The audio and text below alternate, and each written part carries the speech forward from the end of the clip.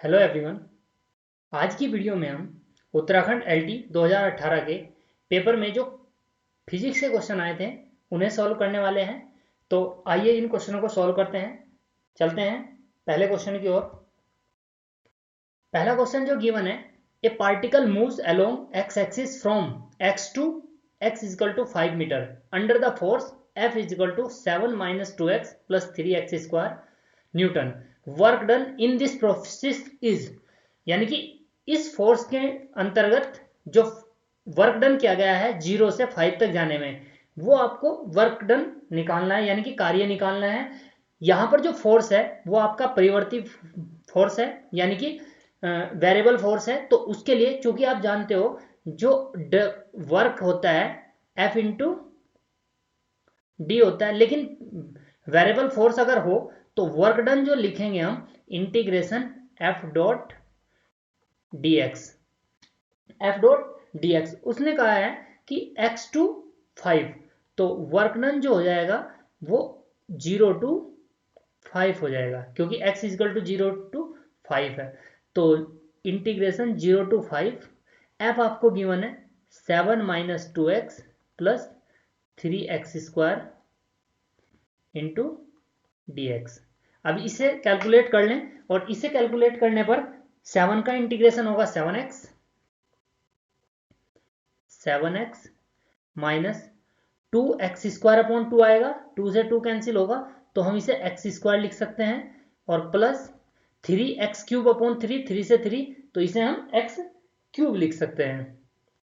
और लिमिट जो है हमारी वो है 0 टू 5, और यहां पर जब 5 लिखेंगे ये लिमिट यूज करेंगे 35 माइनस 25 प्लस 125 माइनस 0 हो जाएगा, क्योंकि 0 0 0, तो इसे सॉल्व करेंगे तो ये आएगा 125 माइनस 25 100 135 जूल। यानी कि इस प्रकार से 0 से 5 तक मूव करने में इस फोर्स के अंतर्गत जो वर्क डन किया गया है वो 135 जूल होगा। नेक्स्ट क्वेश्चन की ओर चलते हैं। 6.25 मीटर पर सेकंड की चाल से an object moving with a speed 6.25 metre per second is de-accelerated at the rate given by dv upon dt minus 2.5 under root v, where v is the instantaneous speed. The time taken by an object to come to rest would be, यानी कि rest में आने में कितना समय लगेगा उसे, जबकि उसकी जो स्पीड है यानी कि जो चाल है वो 6.25 मीटर है, और जो उसका मंदन है यानी कि डीएसिलेटेड है वो, तो उसका जो वो है डीवी अपॉन डी टी। यहां ये माइनस साइन बता रहा है कि ये मंदन है, यानी कि ये डी एक्सिलेटेड हो रहा है। तो यहां पर DV upon D T 2.5 under root V है, तो DV is equal to 2.5 under root V, और ये डी टी। यदि मैं इसका इंटीग्रेशन कर लूं, वेलोसिटी फाइंड कर लूं, क्योंकि वेलोसिटी गिवन है यानी कि चाल गिवन है, चाल अगर निकाल लूं मैं, सॉरी स्पीड बोलेंगे हम, तो ये आ जाएगा integration DV integration 2.5 under root V D T. यहां वी है तो इस वी को इसके साथ लिख सकते हैं 0 टू वी और 0 टू टी। तो इसे इस 2.5 को हम v के साथ ले लेते हैं, integration 0 to V 1 upon 2.5 under root V D V integration 0 to T और ये डी टी। इसे कैलकुलेट करेंगे, ये जो 1 अंडर रूट वी है इसका जो वैल्यू होगा वो आपका होगा, इंटीग्रेशन जो होगा इसका, इसे लिख सकते हैं हम v की पावर माइनस हाफ, तो माइनस हाफ लिखेंगे अर्थात 2 रूट वी हो जाएगा। तो 1 अपॉन 2.5 ये बाहर लिख लेते हैं, और इसका आ जाएगा 2 under root V, direct integration है, और 0 टू v, और इसे लिखेंगे हम t 0 to t। जब इसे सॉल्व करेंगे हम 2 से इसे कैंसिल करेंगे तो ये आ जाएगा आपका 2 under root V is equal to, या यहीं पे इसे कट भी कर सकते हैं, या इधर 2.5 को टी के साथ लिखें 2.5 टी, और v आपको जो गिवन है वो दिया हुआ है 6.25, 2 under root 6.25 is equal to 2.5 T. इसका इसे सॉल्व करेंगे यहां से 2 इंटू ये 6.25 है, कैलकुलेट करेंगे तो ये आएगा 2.5 टी। ये यहीं पे सही था लेकिन फिर भी चलो ये इससे कैंसिल, तो टी जो आ जाएगा आपके पास वो आ जाएगा 2 सेकेंड। तो उसे रोकने में कितना समय लगेगा, 2 सेकेंड। तो इसका जो ऑप्शन है वो होगा ऑप्शन बी। नेक्स्ट है the equation of motion of a particle is s is equal to 2t plus sine 2t, 2t square plus sine 2t, where s is the s in meter and t in second, then what will be the velocity of the particle when its acceleration is 2 metre पर second square. या एक कण का जो समीकरण है वो ये है, और उसका वेग होगा जबकि त्वरण इतना है, यानी कि उसका एक्सीलरेशन अगर इतना है तो आपको वेलोसिटी फाइंड करनी है। वेलोसिटी अगर आपको फाइंड करनी है तो उसके लिए s गिवन है, तो यहां पे लिख लेते हैं s is equal to 2t square plus sine 2t। v निकालें, ये इसका जो डिस्प्लेसमेंट है उसका एक बार डिफ्रेंसिएशन ds अपॉन dt, ये हो जाएगा 4t प्लस साइन 2t अर्थात cos 2t, cos 2t, या और 2t का अगेन 2। और अगर एसिलेशन लिखें हम एसिलेशन तो इसी का दोबारा करना पड़ेगा d2s dt स्क्वायर, या dv अपॉन dt भी लिख सकते थे आप इसे। यह आ जाएगा 4 और cos का माइनस साइन और 2 टू 4 तो -4 साइन 2t। ये s है, ये वेलोसिटी है, ये एसिलेशन है, ये तीनों चीज हमारे पास है। और उसने गिवन है एसिलेशन 2 मीटर पर सेकेंड, तो इसका मतलब ये हुआ कि ये जो वैल्यू है गिवन है 2 इजक्वल टू, यानी कि एसिलेशन इसके इक्वल है 4 माइनस 4 साइन 2t। और इसे सॉल्व करें 2 इधर ये आ जाएगा 4 sine 2t is equal to 2 sine 2t is equal to 1/2, और साइन 2t, साइन में जो 1/2 है वो वैल्यू है π/6 का, sign 2t is equal to sign π/6 अर्थात t इजक्वल टू हो जाएगा π/12, t इजक्वल टू π/12।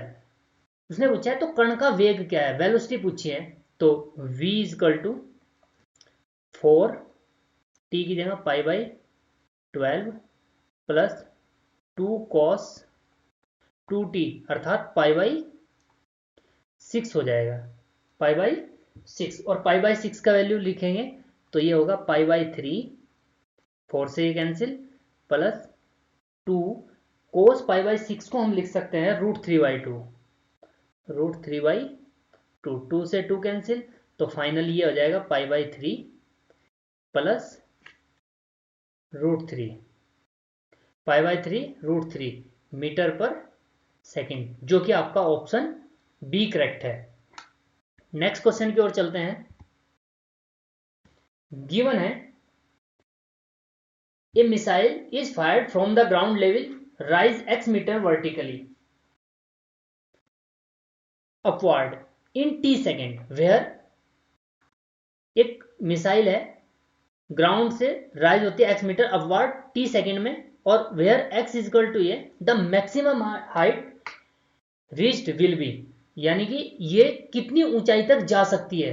तो x आपको गिवन है 100t minus 25 upon 2 T square. अभी आप चूंकि उसने कहा मैक्सिमम हाइट आपको फाइंड करनी है, तो फॉर मैक्स आप जानते हैं मैक्सिमम या मिनिमम फाइंड करने के लिए dx upon dt is equal to 0 find लिखते हैं हम, मैथमेटिकल टर्म है, जानते भी हैं हम। तो dx अपॉन dt यानी कि ये 100 हो जाएगा, t का 1 और इसका होगा 2t, 2 से 2 25 t इज इक्वल टू 0। यहां से अगर t को फाइंड करेंगे तो t आ जाएगा 4, t इज इक्वल टू 4। तो उसने पूछा मिसाइल द्वारा तय की गई दूरी मैक्सिमम हाइट, तो maximum height x max, maximum पूछा है तो t बराबर 4 पर मैक्सिमम होगा, तो 100 इंटू 4 माइनस 25 अपॉन 2 इंटू 4 4 जा 16 8, तो ये हो जाएगा आपका 400 माइनस ये इससे कैंसिल करेंगे हम, तो ये 8 200 और फाइनली 200 मीटर। तो इसका ऑप्शन जो है वो ए ऑप्शन सही है। नेक्स्ट क्वेश्चन की ओर चलते हैं। एक ठोस अर्धगोले का गुरुत्वाकर्षण केंद्र उसकी त्रिज्या को केंद्र से किस अनुपात में विभाजित करता है? Centre of gravity CG of solid hemisphere divide the ratio from the centre. यानी कि हेमीस्फीयर अगर ये हो तो इस हेमीस्फीयर का जो रेडियस है वो उसका जो CG होगा वो कहां होगा? ये होता है 3/5 में फ्रॉम द सेंटर यहां, तो अर्थात ये यहां 3 और ये 5, तो 3/5 इसका सही आंसर है। बिल्कुल बेसिक क्वेश्चन था। एक सरल आवर्त गति करते हुए कण का समीकरण ये है, तो कण का आयाम होगा the SHM of a particle is given by the equation y equal to 3 sin omega T plus 4 cos omega T, then the amplitude will B.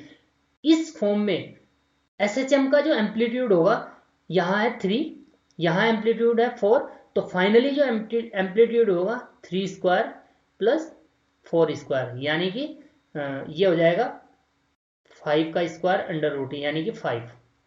तो इसका ऑप्शन जो है बी है। बहुत बेसिक क्वेश्चन है। तो नेक्स्ट क्वेश्चन की ओर चलते हैं।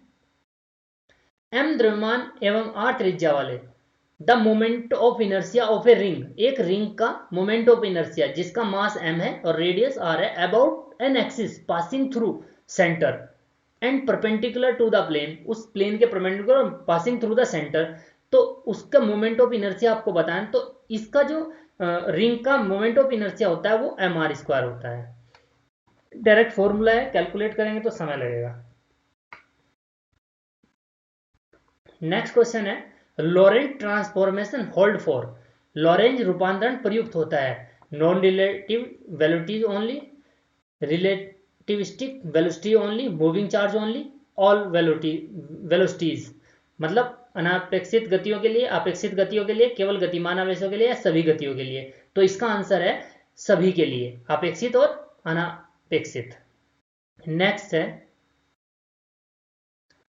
The amplitude of damped harmonic oscillator is reduced to 1/E, यानी कि जब डैम्प्ड हार्मोनिक ऑसिलेटर का एम्पलीट्यूड 1/E टाइम्स रिड्यूस हो जाता है इट्स इनिशियल वैल्यू से in the time, then it is called.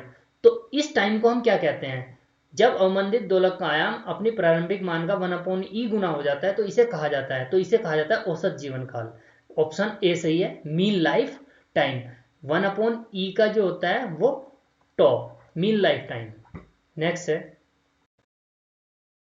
Reflective index of air with respect to glass, with respect to glass जो है वो है आपका 2/3। Reflective index with respect to glass given है तो GNA लिख देंगे हम। Reflective index of air, air का reflective index with respect to glass, ये है आपका 2/3। Again reflective index of diamond with respect to air, diamond का एयर के रेस्पेक्ट में, एयर के रेस्पेक्ट में है अर्थात ANG, AND लिख लेते हैं डायमंड के लिए, AND वो है 12/5। Then the reflective index of glass with respect to diamond, with respect to diamond निकालना है ग्लास का, तो n ग्लास का निकालना है विद रेस्पेक्ट टू डायमंड। तो जब विद रेस्पेक्ट टू डायमंड निकालना होगा हमें तो इसे लिखेंगे हम इस फॉर्मूले को ANG upon A N D. और ए एन जी आपका, अगर जी एन ए 2/3 है तो ए एन जी आपका होगा 3/2 अपॉन ए एन डी 12/5, अर्थात 3 × 5 और 12 × 2 तो 4, यानी कि 5/8। तो रिफ्लेक्टिव इंडेक्स जो होगा with respect to diamond glass का वो 5/8 होगा। नेक्स्ट क्वेश्चन है, व्यतिकरण करने वाली दो तरंगों की तीव्रता का अनुपात 9:1 है। अधिकतम तथा न्यूनतम तीव्रताओं का अनुपात ज्ञात कीजिए। बहुत बेसिक क्वेश्चन है, आपको गिवन है दो तीव्रताओं का अनुपात I1 अनुपात I2 9:1। अधिकतम और न्यूनतम तीव्रताओं का अनुपात निकालना है। हम जानते हैं I1/I2, यानी कि जो तीव्रता होती है यानी कि इंटेंसिटी होती है वो प्रोपोर्शनल होती है आपके एम्पलीट्यूड के स्क्वायर के, यानी कि आयाम के स्क्वायर के। यानी कि आयाम अगर ए और बी मान लें हम, ये फॉर्मूला होता है। तो ये दिया हुआ है 9/1 और a/b का स्क्वायर। यहां से अगर मैं चाहूं a/b, वो हो जाएगा आपका 3/1। तो हमारे पास आयामों का अनुपात आ गया 3:1। हमें निकालना है मैक्सिमम, आई मैक्स और आई मिन, इनका अनुपात। तो मैक्सिमम के लिए होता है a+b और इसके लिए होता है a-b का होल स्क्वायर। आप इसे चाहो तो यहां से b कॉमन ले सकते हैं, यहां से b कॉमन ले सकते हैं, तो ये हो जाएगा a/b -1 और ये हो जाएगा a/b -1 का होल स्क्वायर। और यहां से कैंसिल आउट कर दिया, या अपनी सुविधा के लिए आप सीधा सीधा करें, क्योंकि हम तो ऑब्जेक्टिव सॉल्व कर रहे हैं। तो यहां 3 और 1, यानी कि आप इस प्रकार से कर सकते हैं, यहां a की जगह 3 और b की जगह 1, 3 और 1 3 + 1 अपॉन 3 - 1 का होल स्क्वायर आप फाइंड करें। तो 4 का स्क्वायर 16 और 2 का स्क्वायर 4, यानी कि 4/1, तो 4:1 आ जाएगा। ऑप्शन जो होगा सी होगा। अगर ऐसा करते हैं तो यहाँ 3 - 1 वही होता, लेकिन आप डायरेक्ट रख सकते हो ए की जगह ये और बी की जगह ये। तो फिलहाल 4:1 होगा मैक्सिमम और मिनिमम इंटेंसिटी का जो रेशो होगा। नेक्स्ट क्वेश्चन की ओर चलते हैं। प्रकाश के व्यतिकरण की घटना पुष्टि करती है इंटरफेरेंस। जो व्यतिकरण है या इंटरफेरेंस है वो लाइट को प्रूव करता है क्वांटम नेचर को, पोलोक्रोमेटिक नेचर को, मोनोक्रोमेटिक नेचर ऑफ लाइट्स या वेव नेचर को। तो इसका जो सही आंसर है वो वेव नेचर है। ये इंटरफेरेंस की बिल्कुल बेसिक सी प्रॉपर्टी है। नेक्स्ट क्वेश्चन है, the Schrodinger equation can be express. Schrodinger equation जो होती है एच साई = ई साई होती है। तो यहां पर जो ये इक्वेशन है वो सी ऑप्शन में लिखी है, तो इसलिए इसका ऑप्शन क्या होगा, सी सही होगा। नेक्स्ट क्वेश्चन है, तरल हीलियम सुपर द्रव है about 2.19 kelvin, below 2.19 kelvin, below 4.2 kelvin या अबाउट 4.2 केल्विन। ये फैक्चुअल क्वेश्चन है। तो लिक्विड जो हीलियम सुपर फ्लूइड कब कहलाता है, जब उसका जो टेम्परेचर होता है बिलो होता है 2.19 केल्विन से। तो सीधा सीधा ऑप्शन हो जाएगा इसका बी। नेक्स्ट क्वेश्चन की ओर चलें। यदि एल व आर क्रम से प्रेरकत्व व प्रतिरोध है तो आर अपॉन एल की विमाएं बताइए। आर अपॉन एल की विमा बताइए। बेसिक क्वेश्चन है, आप चाहे तो इसे याद भी रख सकते हैं कि इसने पूछा आर अपॉन एल। अगर एल अपॉन आर की विमा देखें वो होती है सेकेंड, यानी कि टी, और यहां पूछा है आर अपॉन एल तो इसकी हो जाएगी टी इनवर्स। और अगर आप इसे निकालना भी चाहें तो निकाल भी सकते हैं, चूंकि आप जानते हो आर जो होता है वी अपॉन आई। मैं आपको बेसिक फॉर्मूले से बता देता हूं। और जो एल होता है, एल को हम लिख सकते हैं ई di/dt। ये एल का फॉर्मूला है, या ई बराबर एल di/dt से, मतलब ई इजकल टू जो होता है एल di/dt से मैंने एल को लिखा है। अब इसने पूछा आर अपॉन एल, तो आर अपॉन एल, आर को लिखेंगे वी अपॉन आई और यहां लिखेंगे ई di/dt। तो यहां से आई कैंसिल होगा, ये हो जाएगा v upon E into D T, और v का जो यूनिट होता है वो भी वोल्ट होता है, और ई का भी यूनिट वोल्ट होता है, तो ये कैंसिल हो जाएगा। तो आर अपॉन एल का जो वीमा होगा, कि वीमा, सॉरी यहां पर जो टी आएगा वो ई के साथ आएगा, ये टी गलत लिखा गया हमारे से यहाँ, ये आएगा डी टी। तो आर अपॉन एल की वीमा हो जाएगी 1 अपॉन टी, या फिर आप कह सकते हो टी इनवर्स। तो इसका ऑप्शन जो होगा बी सही है यहाँ पर, तो बी। या इसे याद भी रखना, एल अपॉन आर की बीमा टाइम का होता है, तो टी, तो यहाँ उल्टा पूछा था आर अपॉन एल, तो टी इनवर्स हो जाएगा। नेक्स्ट क्वेश्चन है, in a class A power amplifier the collector current flow at will at all time duration. श्रेणी ए के शक्ति प्रवर्धक में कलेक्टर धारा हर समय प्रवाहित होती है, कब प्रवाहित होती है ये पूछा गया है। तो जो क्लास ए के एम्पलीफायर होते हैं उनमें जो है इनपुट सिग्नल के फुल साइकिल के दौरान होती है, तो इसका ऑप्शन ए सही है। इसकी पूरी वर्किंग हमें पढ़नी पड़ेगी, जो कि यहाँ पॉसिबल नहीं है, तो आप याद रख सकते हैं क्लास ए में इनपुट सिग्नल में फुल साइकिल के दौरान जो होती है करंट फ्लो होता है। नेक्स्ट क्वेश्चन है, Clausius Mossotti equation gives relation between, Clausius Mossotti equation give relation between, Clausius Mossotti किसके बीच रिलेशन स्थापित करती है, dielectric constant and molecular polarisability. तो इसका ऑप्शन ए ही सही है, परावैद्युतांक और आणविक ध्रुवीयता, यानी कि परावैद्युत और ध्रुवणता के बीच में ये इक्वेशन बताई जाती है, ये इन दोनों के बीच रिलेशन को बताती है। तो डायरेक्ट क्वेश्चन था, बहुत बेसिक क्वेश्चन है, जब आप क्लासियस-मेसोटी इक्वेशन को पढ़ते हैं सबसे पहले ये बात पढ़ी जाती है। नेक्स्ट है, किसी एक समान चुंबकीय क्षेत्र में एक इलेक्ट्रॉन क्षेत्र के लंबवत प्रवेश करता है, तो इलेक्ट्रॉन का पथ क्या होगा। देखो 3 कंडीशनें होती हैं, जब वो लंबवत, उसने कहा है अभी लंबवत, जब वो लंबवत प्रवेश करता है, अगर वो लंबवत प्रवेश करता है तो वो वृत्ताकार पथ पर, और यदि उसके अनुदिश मतलब लंबवत ना प्रवेश करके उसके समांतर प्रवेश करता है तो रेखीय पथ पर, और तीसरा जो होता है अगर वो किसी भी एंगल पर, तो वो कुछ इस प्रकार से एक स्प्रिंग की भांति इस तरह से उठता हुआ चलता है। तो 3 केस होते हैं, तो फिलहाल उसने पूछा लंबवत प्रवेश करता है तो इलेक्ट्रॉन का पथ कैसा होगा, वो होगा वृत्ताकार, तो इसका आंसर जो होगा सर्कुलर होगा। ये तीनों केस हम जब पढ़ते हैं तो तीनों को साथ ही पढ़ते हैं, तो फिलहाल इसमें से एक केस पूछा था जब लंबवत प्रवेश करता है। नेक्स्ट है, निम्नलिखित में से कौन सी विद्युत चुंबकीय तरंगे नहीं है, विद्युत चुंबकीय तरंगे यानी कि इलेक्ट्रोमैग्नेटिक वेव्स नहीं है। तो इसमें साफ साफ दिख रहा है जो बीटा रेज होती हैं वो इलेक्ट्रोमैग्नेटिक नहीं होती, X rays, gamma ray, cosmic ray, आपका गामा है, एक्स रे है, आपका अल्ट्रावायलेट है, इंफ्रारेड है, और आपका रेडियो है, ये सब क्या है इलेक्ट्रोमैग्नेटिक हैं, लेकिन बीटा रेज इलेक्ट्रोमैग्नेटिक नहीं है।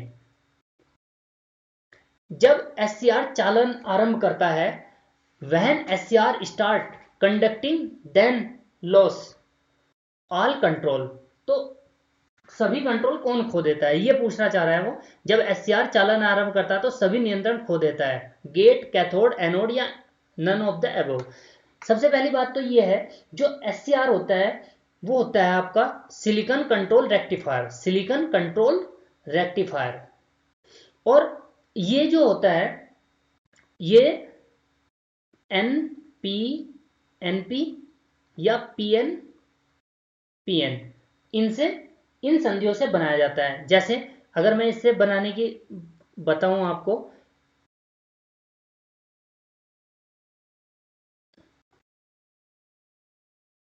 इस प्रकार से पी एन, पी एन, ये आपका एनोड होगा, ये आपका कैथोड होगा, और गेट होगा इसमें तीसरा पार्ट, इसे हम एनोड गेट बोलेंगे यहां पर, और ये कैथोड गेट बोलेंगे।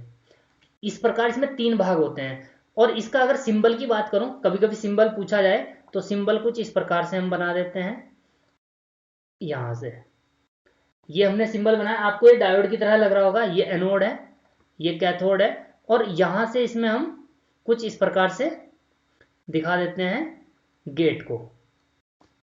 तो ये इसका सिंबल है और ये इस प्रकार से बनाया जाता है। तो इसने ये पूछा है कि जब ये स्टार्ट होता है तो देन लूज ऑल कंट्रोल, सभी कंट्रोल खो देता है। तो वो पूछना चाह रहा है कैथोड खोता है, एनोड खोता है, या गेट कंट्रोल को खो देता है। तो वो होता है उसका आंसर गेट। गेट उस कंट्रोल को खो देता है जब एससीआर को स्टार्टिंग किया जाता है।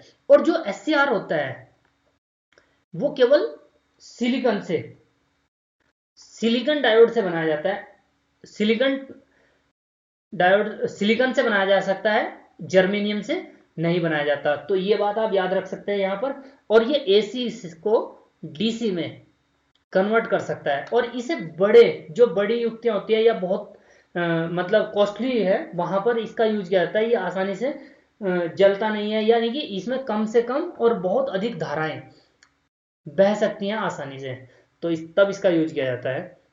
बाकी इसके विषय में और बहुत सारे हैं, वर्किंग कैसे है वो सब हम फिलहाल यहां तो नहीं हो पाएगा। फिलहाल आप अगले क्वेश्चन की ओर चलते हैं हम।